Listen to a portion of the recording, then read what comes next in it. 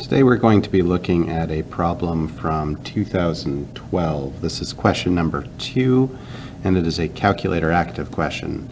Because we're doing area and volumes, I classify this as a type 4 problem. So first off, let R be the region bounded in the first quadrant by y equals ln of x and y equals 5 minus x, as shown in the figure above. Part A wants us to find the area of region R. So first off, if we're going to calculate area, the intersection of these two curves is perhaps a valuable location. So we're going to find where these two curves intersect. In other words, where does ln of x equal 5 minus x? That will tell us the intersection point, which we can call they intersect at P, or if you want to refer to the location of intersection as a coordinate pair, A, comma, B. So let's grab our calculators and use that to find the location of that intersection. So we have the two functions ln of x and 5 minus x. You can see down here the ln of x is mapped in blue and the 5 minus x is mapped in red. And I'm going to adjust the viewing window so it more closely aligns to the viewing window that is provided on the problem. Looks like the y min is going to be, let's move our y min to about -1 and our y max to be about 2. And then for our x min and x max, we'll put our x min at -1 and our x max around 6. And that should give us a view window that looks much closer to the drawing that they've provided. And our goal here with the graphing calculator is to find where do these two curves intersect. And we can visually see that it's pretty close to the value 4, x equals 4, but we don't know exactly. So we need the coordinate of this point. So we're going to press second calculate to find the intersection. Option 5 is the intersect. First curve, we're on the blue curve, so I press enter. Second curve, we're now on the red curve. Press enter.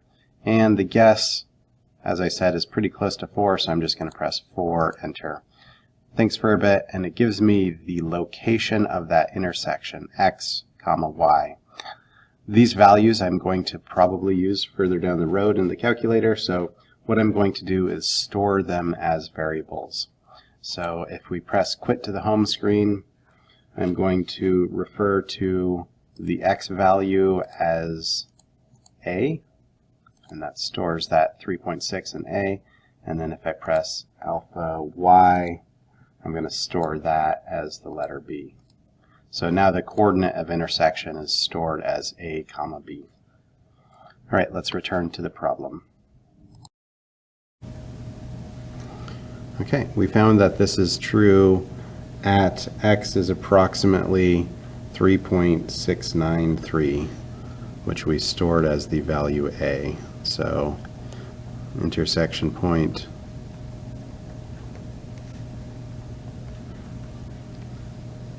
.693, comma 1.306, which we store as A, comma B. And our first goal is to find the area of region R, and there is two approaches to this. There's the first obvious approach, which is to accumulate area from 1 to the intersection under the first curve, and then from the intersection to 5 under the second curve. So if we go from 1 to A of ln of x, and to that we add from A to 5 of the curve 5 minus x. That would give us the value using two separate regions, and perhaps that's easy enough. If you plug this into a calculator, since it's a calculator active problem, we get that this accumulation of area comes to a total of 2.986. There is a second approach, and it is an approach that uses only one integral, and it would be accumulating rectangles stacked horizontally. And if we stack our rectangles horizontally, then we only need one integral, expression, and that's going to be the area under this curve, subtract the area under this curve with respect to y. So if I stack up from 0 to b of the top curve, or in this case right curve minus left curve, then I'm going to need to write these in terms of y. So the right curve, y equals 5 minus x, can be expressed as 5 minus y if we solve for y. And from that, we're going to subtract the left curve, y equals ln of x. So y equals ln of x, if we solve that for x, we get e to the y. And now we've done it two different ways. You only need to do it one way on the AP test, but this way uses two integrals with horizontal slices, or slices that are stacked horizontally, made from vertical lines, or horizontal lines that are stacked vertically with respect to y. So, two different ways to approach it.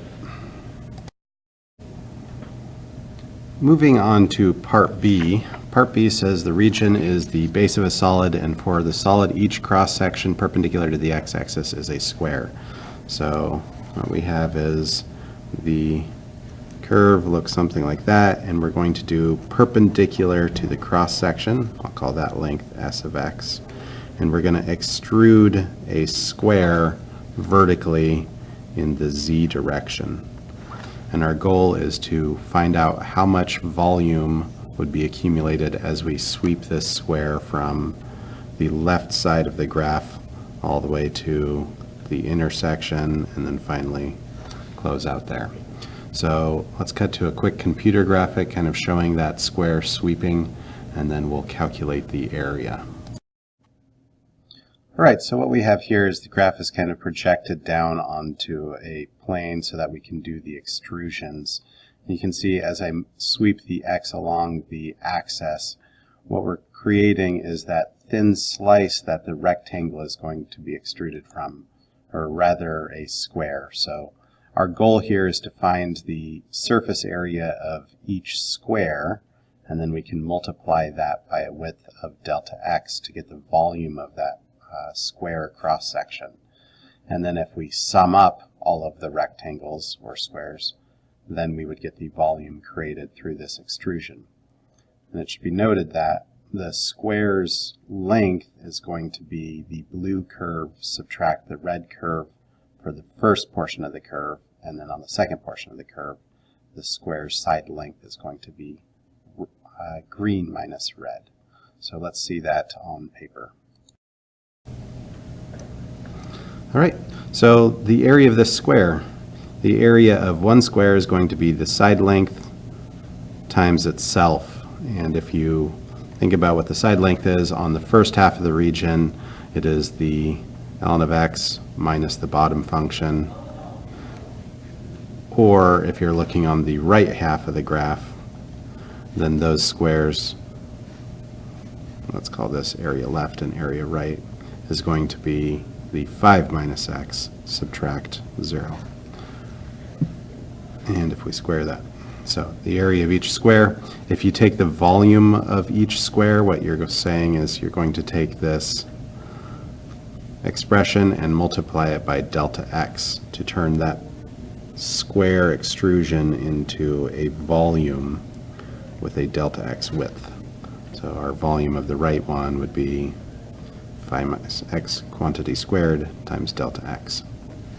And then if we want to make these delta x infinitely thin and stack them all up, then we're going to have the integral expression from 0 to a of ln of squared x dx plus the right side a to 5 of 5 minus x squared dx, and that will give us the volume for that extrusion.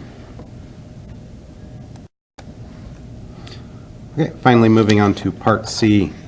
Part C says the horizontal line y equals k divides the region into two equal areas.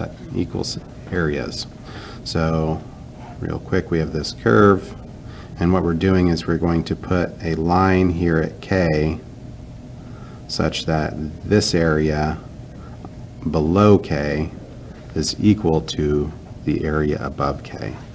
And this is where translating it into terms of y is the most useful, because if you're amassing area as these horizontal lines being stacked vertically, you can write your expression going from 0 to k and k up to b.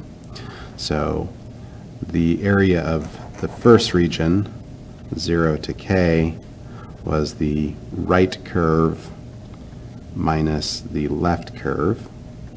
That would be the darker region. And if we want this to be set equal to each other, the top region is going to be the accumulated area from k up to the y coordinate b of 5 minus y, subtract e to the y. Oops, that should have been a y there. dy. Okay. Alternatively, you could have set this equal to half of the value you found in part A, which was 2.986. So there's two different approaches. Now, if we did this with respect to x, it would require several different calculations that I'm not going to get into, but we would be amassing area from here to here under one curve, and then here to here under a second curve, and then here to here under a third curve, and then that would have to be set equal to a sum of two integrals going from this location to this location. So it looks like we would need 5 integrals. We'd have a pretty nasty calculation for locating where those points are, and I just don't think going down that road is worth it, other than the sheer joy of doing the math. So let's take a look at how the points break down in these three parts. Returning up to part A. Part A is worth 3 points. You get 1 point for having the integrand correct. So that's 1 point for the integrand. 1 point for the limits,